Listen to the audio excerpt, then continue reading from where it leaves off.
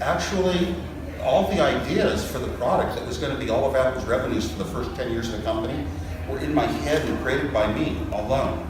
And Steve Jobs didn't know about them. For 5 years, as a good friend, he'd come into town about once a year, see something that I invented, and he would turn it into money for both of us. That was, his role was as a salesman. He had no money. I had a job as an engineer. You can see the difference. As far as starting personal computers, that was all my thinking. This is the revolution that's coming. This is my part in it. This is what it's going to do for people. Education. I played with him for 2 hours to give our first Apple I to a woman that would take the computer into schools and teach young kids how to use it. And he made me buy it for $300, and I had to give it to her.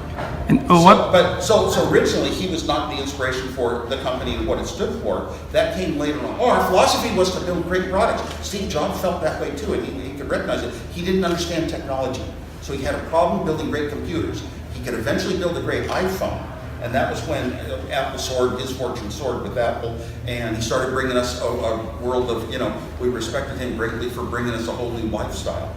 He saw that. He could see closed products, but not computers. Anything that's not a computer, a phone, smartphone, how it works with people and how it operates with you, yes. Even a Macintosh, how it looks on a screen, it's just a program to look like a computer. It wasn't deep inside a computer.